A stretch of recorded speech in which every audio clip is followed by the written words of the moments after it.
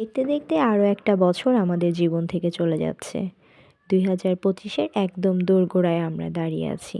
রাত পেরোলেই শুরু হয়ে যাবে নতুন আরেকটা বছর 2026। কিন্তু এই 2025টা ছিল আমার সবথেকে কষ্টের একটা বছর। এবছর আমি আমার সবথেকে কাছের জিনিসটা হারিয়ে ফেলেছি, যা আমি আর কখনো কোনো দিন ফিরে পাবো না। অনেক সুখ দুঃখ হাসি কান্নার মধ্যে দিয়ে পার করেছি আমি এই 2025, যা আমার সারা জীবন স্মৃতি হয়ে রয়ে যাবে আমার কাছে। জানি এগুলো কোনো কিছুই আমাদের হাতে নেই, কিন্তু এগুলোই তো আমাদের জীবনের এক একটা অংশ। আজ বছরের একদম শেষ বেলায় দাঁড়িয়ে শুধু এতটুকুই বলতে চাই, যা পেয়েছি তার জন্য আলহামদুলিল্লাহ। আর যা হারিয়েছি বা যা আমার জীবন থেকে চলে গিয়েছে তার জন্য আল্লাহ যেন আমাকে অনেক ধৈর্য ধরার শক্তি দান করে। আর নতুন বছরে আল্লাহর কাছে শুধু এতটুকুই চাই, আমি যেন নিজে ভালো থাকতে পারি, সেই সাথে আমার আশপাশের মানুষগুলোকে আমি যেন ভালো রাখতে পারি। আজকে দিনের শুরুটা একদম সাদামাটাভাবে করেছিলাম, বছরের শেষ দিন। আর এখন দুপুরবেলা, যেহেতু এখন শীতকাল, বাজারে প্রচুর সবজি আর বাসাতেও অনেক সবজি ছিল, তাই ভাবলাম দুপুরে একটু সবজি খিচুড়ি করে ফেলি। এটা যেহেতু ঝটপট, সেই সাথে খেতেও কিন্তু অনেক মজা। তো এই কারণেই হচ্ছে এখন আমি একটু সবজি খিচুড়ি রান্না করছি। তার জন্য এখানে দেখতেই পাচ্ছেন অনেকগুলো সবজি নিয়ে নিয়েছি।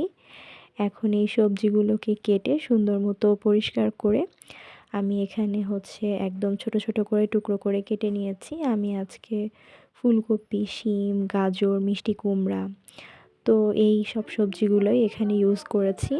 আসলে বাসায় আরও কিছু ছিল, বাট আমার কাছে মনে হলো এই সবজিগুলো দিয়েই খিচুড়ি করলে হয়তো সবথেকে বেশি মজা হবে।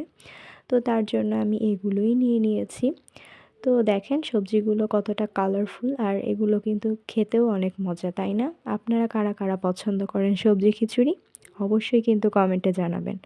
আমাদের বাসায় কিন্তু প্রতি বছর এই শীতের সময়টা সবজি খিচুড়ি অবশ্যই করা হয়, কখনোই মিস হয় না। তো এখানে কথা বলতে বলতে আমি কিন্তু সবজিগুলো কেটে ফেলেছি, সেই সাথে পেঁয়াজও কেটে নিয়েছি। এখন চাল ডাল সব কিছুই সুন্দর মতো নিয়ে নিচ্ছি। এখন এগুলোকে ধুয়ে আমি সবজিটা বসাতে চলে যাব। তো এই তো এখানে হচ্ছে মশলাটা আমি প্রথমে খুব ভালো মতো কষিয়ে নেব। মশলাটা কষানো হয়ে গেলে ধুয়ে রাখা যে সবজিগুলো আছে সেগুলো আগে মশলার সাথে কষিয়ে নিয়ে পরে চালটা দিয়ে দিব। এখন এই তো কথা বলতে বলতে কিন্তু আমার হচ্ছে অনেকটাই, দেখেন সবজি কিন্তু প্রায় হচ্ছে কষানো হয়েও গিয়েছে। এখন সবজিটা সেদ্ধর জন্য পানি দিয়ে দিব, আর সবজিটা একটু সেদ্ধ হয়ে গেলে পরবর্তীতে আমি চালটা দিয়ে দেব। তো হঠাৎ করে হচ্ছে দেখলাম যে বেশ সুন্দর রোদ উঠেছে, তো মনে হলো যাই ছাদ থেকে একটু ঘুরে আসি। আসলে বেশ কয়েকদিন পর তো আজকে এত সুন্দর একটা রোদের দেখা পেলাম আমরা। আর যে পরিমাণ শীত পড়েছে এবছর সব জায়গাতেই, বিশেষ করে মানে ঢাকার বাইরে তো শীত থাকে, কিন্তু ঢাকাতে খুব একটা শীত থাকে না প্রতি বছর, বাট এই বছর কিন্তু ঢাকাতেও প্রচুর শীত, তাই না? আপনাদের শীতে কী অবস্থা অবশ্যই কিন্তু জানাবেন। আর দেখেন এত সুন্দর একটা রোদ উঠেছে, আর এই রোদ দেখে কেউ মানে বাসায় কাপড় ধুইনি এমন মানুষ হয়তো নাই। আজকে প্রত্যেকটা বাসার ছাদে কাপড়ে যেন একদম ভরা ছিল। আমাদের বাসায়ও কিন্তু কম ছিল না। তো এখানে হচ্ছে সব বাসার ছাদে আমি আপনাদেরকে একটু ঘুরে ঘুরে দেখাই। দেখেন কি অবস্থা, প্রত্যেকটা বাসায় হচ্ছে একদম ছাদে আর কি, ছাদে বাসার নিচে যে যেভাবে পেরেছে কাপড় ধুয়ে দিয়ে দিয়েছে। তো এই তো বেশ অনেকক্ষণ হচ্ছে ছাদে দাঁড়িয়ে আশপাশটা দেখছিলাম, শীতের মিষ্টি রোদটা উপভোগ করছিলাম, খুবই ভালো লাগছিল। সেই সাথে আমাদের বাসার আশপাশটাও কিন্তু আপনাদেরকে ঘুরিয়ে দেখাচ্ছিলাম। কেমন লাগছে অবশ্যই কিন্তু কমেন্টে জানাবেন।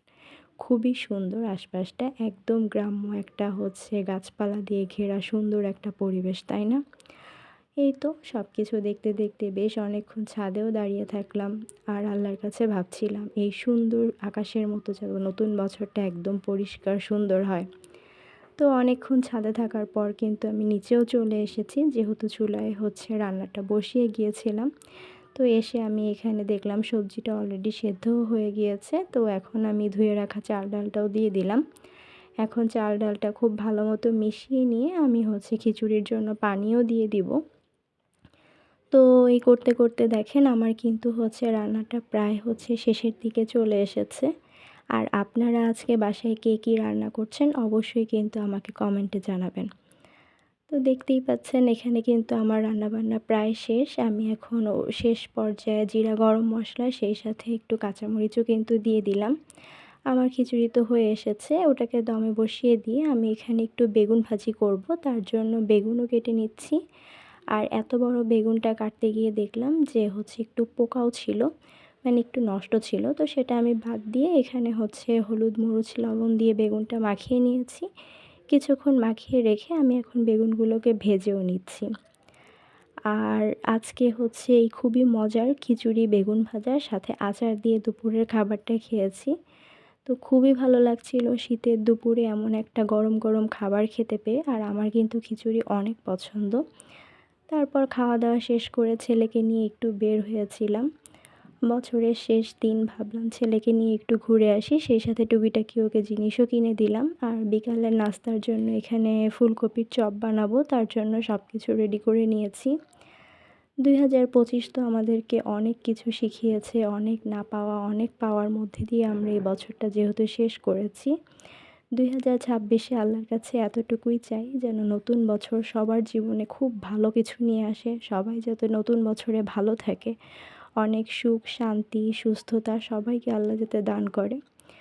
আর এতক্ষণ যারা আমার সাথে ছিলেন, এই ভিডিওটা দেখেছেন, আপনাদের সবাইকে অনেক অনেক ধন্যবাদ আমার সাথে থাকার জন্য। সবাই আমার জন্য দোয়া করবেন, আমি যাতে ভালো থাকতে পারি, সেই সাথে আমার পরিবার আমার আশপাশের মানুষগুলোকে যাতে ভালো রাখতে পারি। আর খুব তাড়াতাড়ি নতুন বছরে আপনাদের মাঝে ফিরে আসবো নতুন কোনো গল্প নিয়ে। ততক্ষণ পর্যন্ত আপনারা কিন্তু সবাই আমার পাশে থাকবেন, আমার জন্য দোয়া করবেন। আপনাদের জন্য অনেক অনেক দোয়া আর ভালোবাসা নিয়ে আজকের ভিডিওটা এখানেই শেষ করে দিচ্ছি।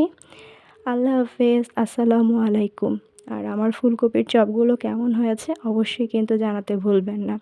আর কারা কারা পছন্দ করেন সেটাও কিন্তু জানাবেন। আল্লাহ হাফেজ।